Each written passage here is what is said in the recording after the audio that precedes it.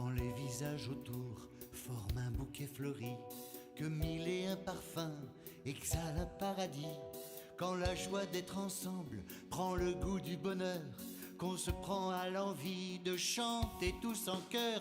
Entrons, entrons dans la joie du Christ, une joie profonde, joie qui nous grandit. Entrons, entrons dans la joie du Christ, joie de l'évangile, joie pour aujourd'hui.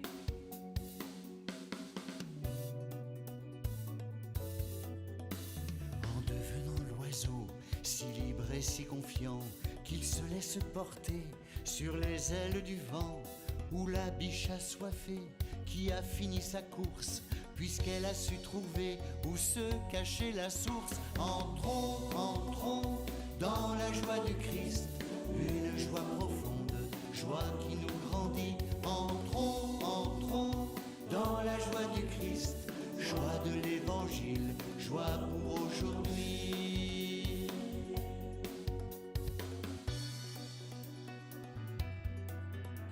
Quand au bout de nos mains, quelqu'un s'est relevé, qu'au rythme de nos cœurs, quelqu'un a pu danser, quand on se fait petit, que l'autre se révèle, qu'il proclame à son tour combien la vie est belle. Entrons, entrons dans...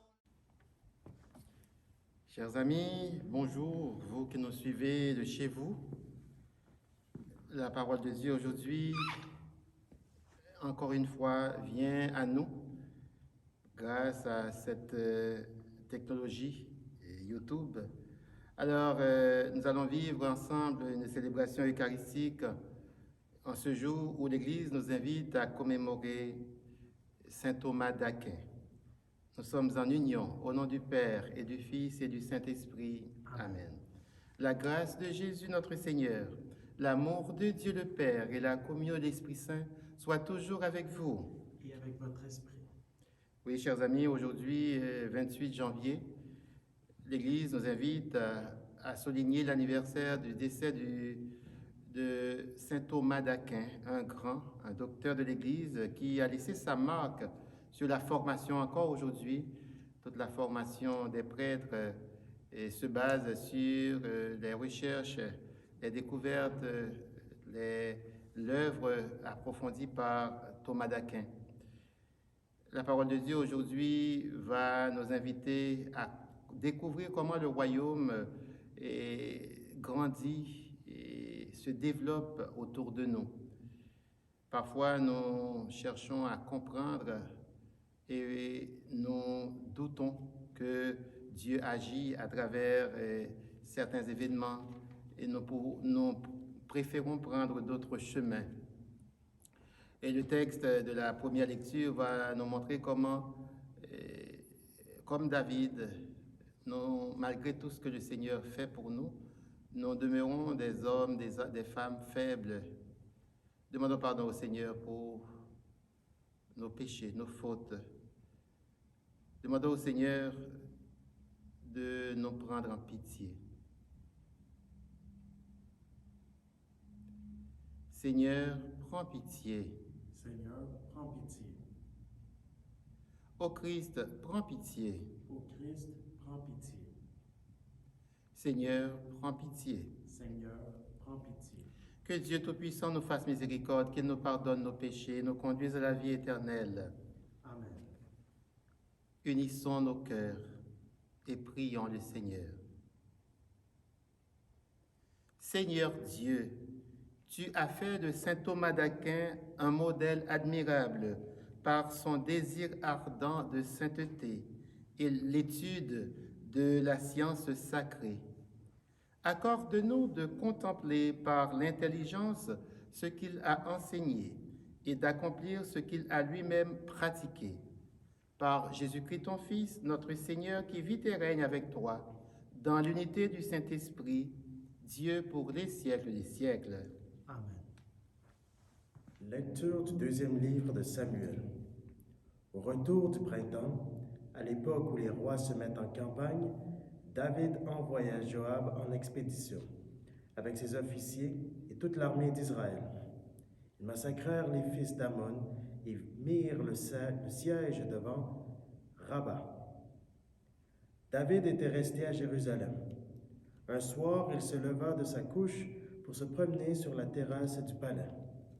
De là, il aperçut une femme en train de se baigner. Cette femme était très belle. David fit demander qui elle était, et on lui répondit, « Mais c'est Bethsabée, fille d'Éliam, la femme d'Urias le Hittite. » Alors David envoya des gens la chercher. Elle vint chez lui, il coucha avec elle. La femme devint enceinte, et elle fit savoir à David, « Je suis enceinte. » Alors David expédia ce message à Joab, « Envoie-moi Urias le Hittite. » Alors David expédia ce message à Joab, « Envoie-moi Urias le Hittite. » Et Joab l'envoya à David. Lorsque Urias fut arrivé auprès de lui, David lui demanda comment allait Joab, et l'armée et la guerre. Puis il lui dit, « Descends chez toi, prends du repos. » Urias sortit du palais, et l'on portait derrière lui une portion de la table du roi. Mais Urias se coucha à l'entrée du palais avec les serviteurs de son maître. Il ne descendit pas chez lui. On annonça à David, « Urias n'est pas descendu chez lui. » Le lendemain, David l'invita à manger et à boire à sa table, et il l'enivra. Le soir, Urias sortit et alla se coucher à nouveau avec les serviteurs de son maître. Mais il ne descendit pas chez lui. Le matin suivant, David écrivit une lettre pour Joab et la fit porter par Urias. Il disait dans cette lettre, « Mettez Urias en première ligne, au plus fort de la mêlée, puis repliez-vous derrière lui, qu'il soit frappé et qu'il meure. » Joab, qui assiégeait la ville, plaça Urias à un endroit où il savait que les ennemis étaient en force. Les assiégés firent une sortie contre Joab. Il y eut des tués dans l'armée parmi les serviteurs de David, et Urias le Hittite mourut aussi. Parole du Seigneur. Nous rendons grâce à Dieu. Pitié, Seigneur, car nous avons péché. Pitié, Seigneur, car nous avons péché. Pitié pour moi, mon Dieu, dans ton amour. Selon ta grande miséricorde, efface mon péché. Lave-moi tout entier de ma faute, purifie-moi de mon offense. Pitié, Seigneur, car nous avons péché. Oui, je connais mon péché. Ma faute est toujours devant moi. Contre toi et toi seul, j'ai péché. Ce qui est mal à tes yeux, je l'ai fait. Pitié, Seigneur, car nous avons péché. Ainsi, tu peux parler et montrer ta justice, être juge et montrer ta victoire. Moi, je suis né dans la faute. J'étais pécheur dès le sein de ma mère. Pitié, Seigneur, car nous avons péché. Fais que j'entende les chants et la fête. Ils danseront les eaux que tu broyais. Détourne ta face de mes fautes. Enlève tous mes péchés. Pitié, Seigneur, car nous avons péché. Alléluia, Alléluia, Alléluia. Tu es béni, Père, Seigneur du ciel et de la terre. Tu as révélé aux tout-petits les mystères du royaume. Alléluia, Alléluia, Alléluia. Le Seigneur soit avec vous. Et avec votre esprit. Évangile de Jésus-Christ selon saint Marc. Gloire à toi, Seigneur. En ce temps-là, Jésus disait aux foules, « Il en est du règne de Dieu comme d'un homme qui jette en terre la semence. Nuit et jour, qu'il dorme ou qu'il se lève, la semence germe et grandit, il ne sait comment. D'elle-même, la terre produit d'abord l'herbe, puis l'épi, enfin du blé plein l'épi. Et dès que le blé est mûr, il y met la faucille, puisque le temps de la moisson est arrivé. » Il disait encore, À quoi allons-nous comparer le règne de Dieu? Par quelle parabole pouvons-nous le représenter? Il est comme une graine de moutarde. Quand on la sème en terre, elle est la plus petite de toutes les semences. Mais quand on l'a semée, elle grandit et dépasse toutes les plantes potagères. Et elle étend de longues branches, si bien que les oiseaux du ciel peuvent faire leur nid à son ombre. Par de nombreuses paraboles semblables, Jésus leur annonçait la parole, dans la mesure où ils étaient capables de l'entendre. Il ne leur disait rien sans parabole, mais il expliquait tout à ses disciples en particulier. Acclamons cette parole de Dieu. Louange à toi, Seigneur Jésus. Alors, frères et sœurs, il y a beaucoup de choses aujourd'hui dans la parole de Dieu qui nous parlent, qui nous rejoignent. Dans la première lecture, nous voyons la petitesse de l'être humain. Alors que David a eu cet appel de Dieu, alors qu'il a reçu l'onction comme roi, alors que Dieu lui a fait confiance pour mener son peuple, alors qu'il y a quelques jours, nous lisions que Dieu avait fait de lui le berger d'Israël et on disait que l'Éternel, le Seigneur des armées, était avec lui. Cela n'a pas empêché que David commette une bêtise. Et voilà, c'est ce qui va d'ailleurs provoquer ce beau psaume que nous connaissons, que nous avons lu aujourd'hui. David est à nu devant Dieu parce qu'il a commis le péché. Il s'est laissé porter par ce qu'il est comme être humain. Et cette dimension divine, cette grâce de Dieu, il l'a salie. Et non seulement il a pris la femme d'Urias, mais aussi il a imaginé un scénario pour faire mourir Urias.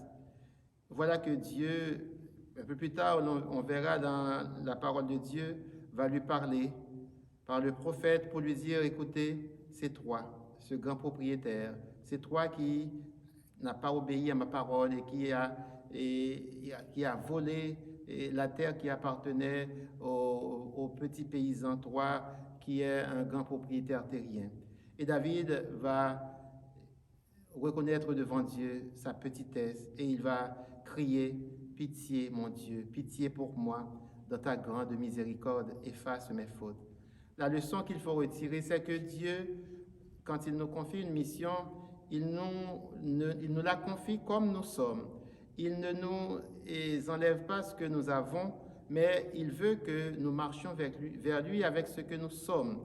Et c'est à nous de voir chaque jour à conformer notre vie à la parole de Dieu, à essayer d'être plus proche de lui, à marcher à sa suite. Dans l'évangile d'aujourd'hui, on nous parle du royaume de Dieu. L'évangile nous dit que la nouvelle est que le royaume est parmi nous.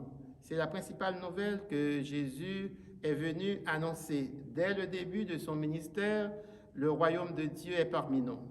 Et en Jésus, c'est le royaume qui est en action, Dieu qui nous parle. En 7 ans, comme le dit la lettre aux Hébreux, après nous avoir parlé de différentes manières dans le temps passé, en ces jours qui sont les derniers, il nous parle de manière définitive et par Jésus. Jésus est venu nous parler de Dieu à travers sa vie, à travers son œuvre. Et l'Évangile prend l'exemple de différentes facettes du royaume. Dans la première parabole de Jésus, il parle d'une semence jetée en terre et qui va grandir, qui va produire, on ne sait comment. Dieu agit comme il veut et c'est Dieu qui mène le monde. L'autre exemple, c'est la petite graine de moutarde qui devient un grand arbre. Et tout ça, c'est indépendamment de ce que nous sommes, nous, comme humains. Parfois, nous pensons que c'est nous autres qui déterminons comment doit être le royaume. Nous inscrivons des gens, nous en rejetons d'autres. Nous voulons faire du royaume notre propriété et sa construction comme notre œuvre à nous. La parole de Dieu nous dit, c'est Jésus lui-même qui agit et lorsqu'il nous demande de le suivre, de continuer à bâtir ce royaume, il nous dit, faites ce qui est en votre possible, le reste viendra du Père. Notre tâche à nous consiste à semer et à faire confiance à Dieu. Semer et faire confiance à Dieu. Ce n'est pas facile, mais si nous voulons vraiment arriver à atteindre le royaume, nous devons continuer cette œuvre que Jésus nous confie. Parlant du royaume, plusieurs personnes ont travaillé à construire ce royaume. Et voilà qu'aujourd'hui, l'Église nous invite à rencontrer un saint qui a vécu au XIIIe siècle, 8 siècles avant nous, saint Thomas d'Aquin. Et c'était un Italien et il est entré dans l'ordre des Dominicains, l'ordre de Saint-Dominique. Il va devenir un religieux. Il n'a pas vécu très longtemps puisqu'il est mort à 49 ans. Saint Thomas d'Aquin était né vers 1225 et il est mort vers 1274. Ce qu'il faut retenir de lui, c'est qu'il a, comme intellectuel, comme chercheur, comme disciple, cherché à comprendre mieux la parole de Dieu. Et dans son immense œuvre, il va essayer de comprendre le lien entre la foi et la raison. Est-ce que quand on a la foi, automatiquement on sort de la raison? Ou bien est-ce que la foi ne nous enlève pas la raison? Et tout le travail que Thomas d'Aquin va accomplir va aller dans ce sens.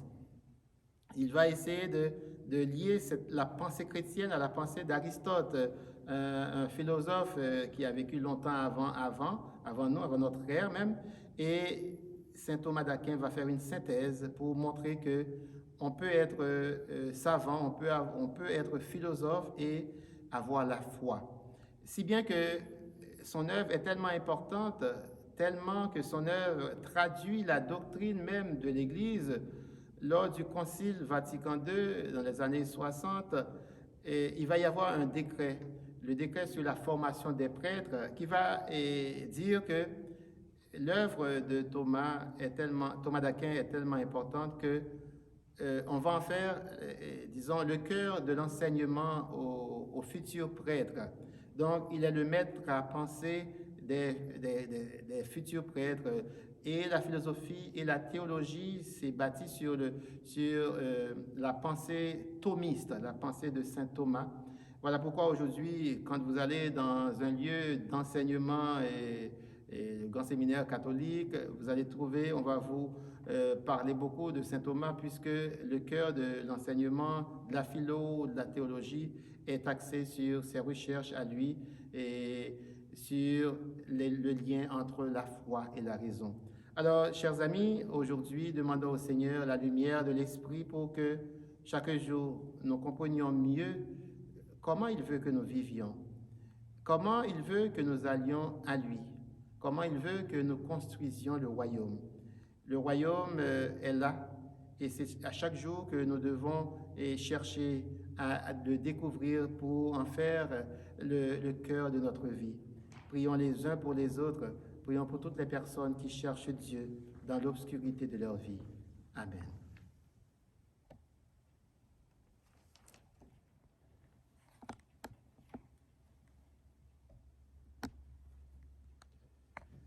En ce 28 janvier, nous prierons avec Madame Marie-Claude Valeur-Romain, qui est une associée des clercs de Saint-Viateur.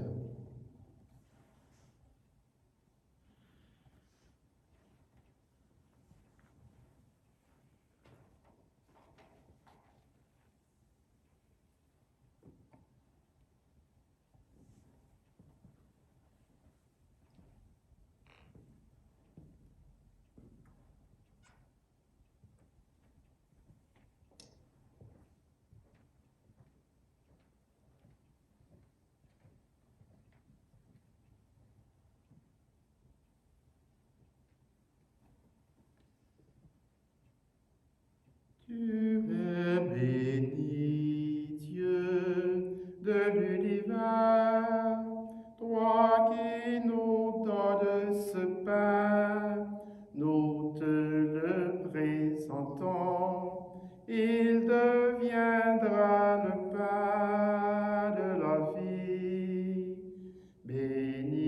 soit Dieu, maintenant et toujours.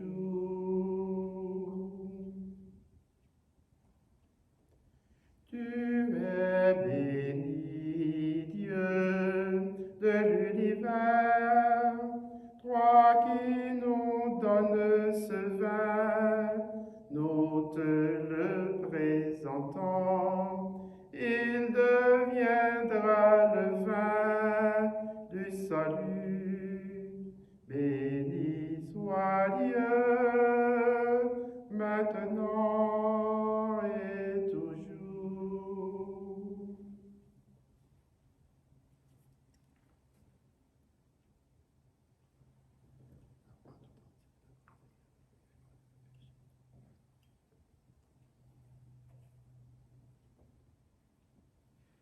Prions ensemble au moment d'offrir à Dieu le sacrifice de toute l'Église. Pour la gloire de Dieu et le salut du monde.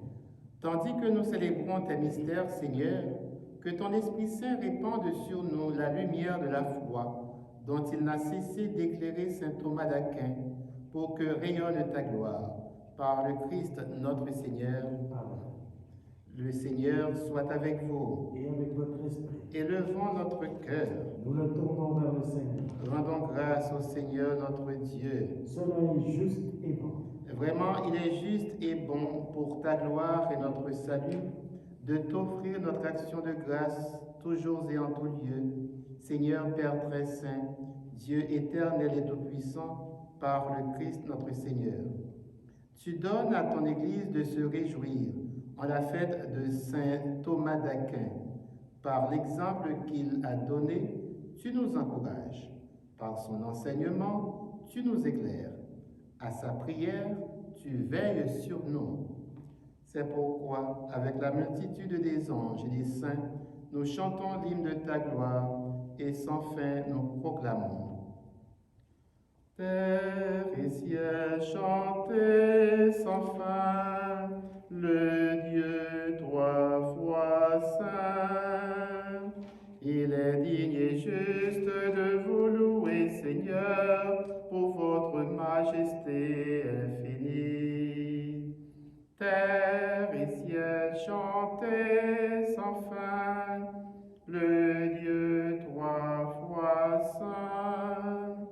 Il est digne et juste de vous louer, Seigneur, pour votre plan d'amour sur les hommes. Terre et ciel, chantez sans fin le Dieu trois fois saint. Toi qui es vraiment saint, toi qui es la source de toute sainteté, Seigneur, nous te prions. Sanctifie ces offrandes en répandant sur elles ton esprit, qu'elles deviennent pour nous le corps et le sang de Jésus le Christ, notre Seigneur. Au moment d'être livré et d'entrer librement dans sa passion, il prit le pain, il rendit grâce, il le rompit et le donna à ses disciples en disant « Prenez et mangez-en tous, ceci est mon corps livré pour vous. »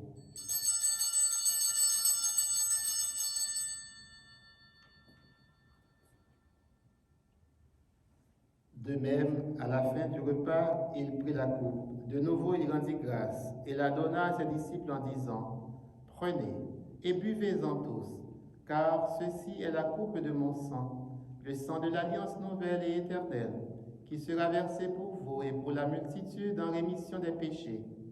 Vous ferez cela en mémoire de moi. »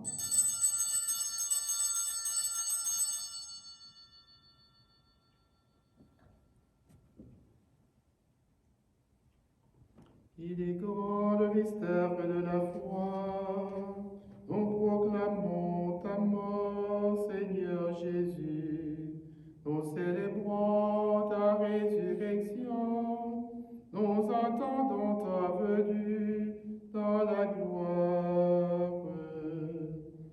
En faisant ainsi mémoire de la mort et de la résurrection de ton Fils, nous t'offrons, Seigneur, le pain de la vie et la coupe du salut.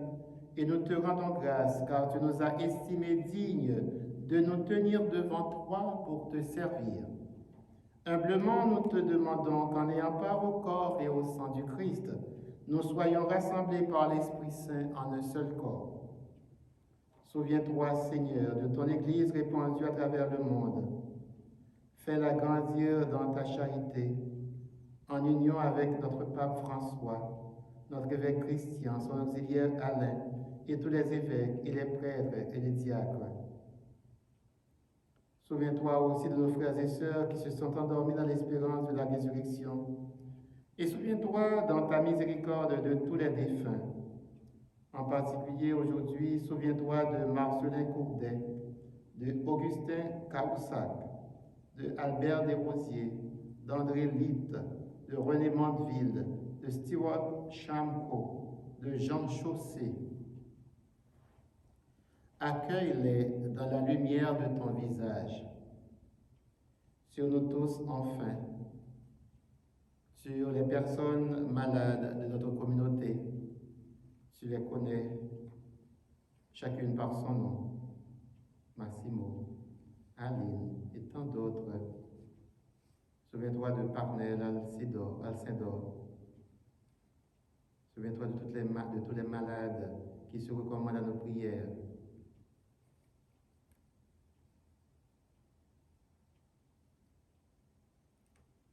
Permets qu'avec la Vierge Marie, la bienheureuse Mère de Dieu, avec Saint Joseph, son époux, les apôtres et tous les saints qui ont fait ta joie au long des âges, nous ayons part à la vie éternelle et que nous chantions ta louange et ta gloire par ton Fils, Jésus le Christ. Par lui, avec lui et en lui, à toi, Dieu le Père Tout-Puissant, dans l'unité du Saint-Esprit, tout honneur et toute gloire, pour les siècles des siècles. Amen. Jésus nous dit que le royaume est comme une semence. Nous n'avons qu'à semer et à faire confiance. Avec confiance, adressons-nous à Dieu en l'appelant notre Père, qui es aux cieux. Que ton nom soit sanctifié, que ton règne vienne, que ta volonté soit faite sur la terre comme au ciel. Donne-nous aujourd'hui notre pain de ce jour. Pardonne-nous nos offenses, comme nous pardonnons aussi à ceux qui nous ont offensés. Et ne nous laisse pas entrer en tentation, mais délivre-nous du mal. Délivre-nous de tout mal, Seigneur, et donne la paix à notre temps. Par ta miséricorde, libère-nous du péché. Rassure-nous devant les épreuves en cette vie, où nous espérons le bonheur que tu promets et l'avènement de Jésus-Christ, notre Sauveur. Car c'est à toi qu'appartiennent le règne, la puissance et la gloire pour les siècles des siècles. Prions pour la paix. Seigneur Jésus-Christ, tu as dit à tes apôtres, et tu nous redis ce matin, je vous laisse la paix, je vous donne ma paix. Ne regarde pas nos péchés, mais la foi de ton Église. Pour que ta volonté s'accomplisse, donne-lui toujours cette paix et conduis-la vers l'unité parfaite, toi qui règnes pour les siècles des siècles. Amen. Que cette paix du Seigneur soit toujours avec vous. Et avec votre esprit.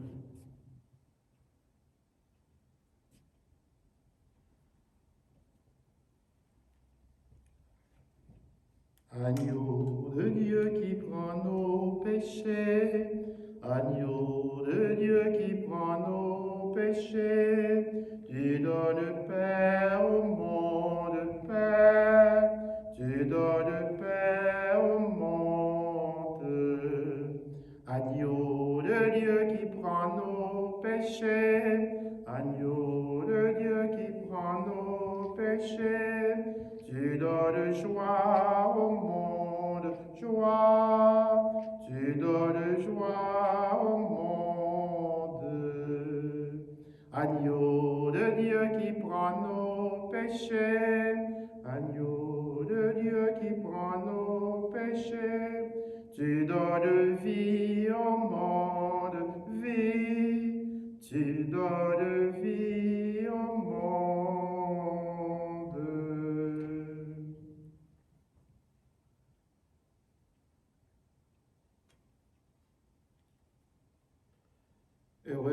Heureux les invités à partager le repas du Seigneur.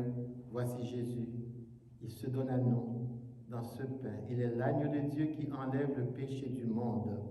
Seigneur, je ne suis pas digne de te recevoir, mais dis seulement une parole et je serai guéri.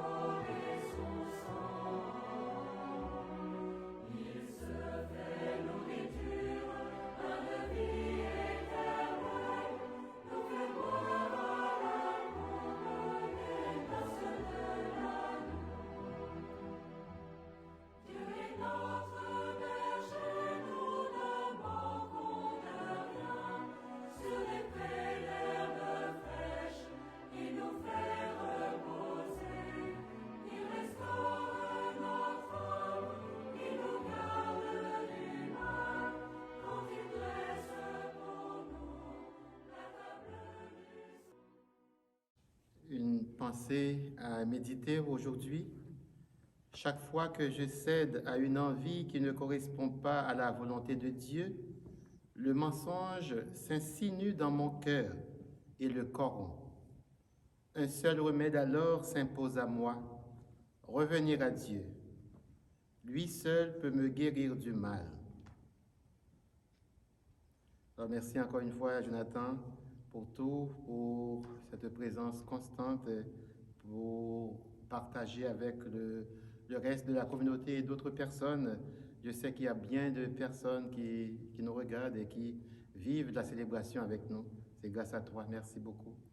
Nous allons terminer la célébration en demandant au Seigneur de nous éclairer par sa lumière, comme saint Thomas d'Aquin, pour que nous puissions rendre témoignage par notre foi à sa bonté, sa vie en nous. Le Seigneur soit avec vous. Et avec votre esprit. Prions. Déjà réconfortés par le pain du ciel, nous t'adressons, Seigneur, cette humble prière. Qu'en suivant les leçons de saint Thomas d'Aquin, nous demeurions dans l'action de grâce pour les dons que nous avons reçus. Par le Christ notre Seigneur qui vit avec toi et le Saint-Esprit, Dieu pour les siècles des siècles. Amen. Le Seigneur est avec vous. Et avec votre esprit. Et que Dieu Tout-Puissant nous bénisse, le Père, le Fils et le Saint-Esprit. Amen. Demeurons dans la paix et la joie du Christ. Nous rendons grâce à Dieu. Passez une bonne journée, une bonne fin de semaine.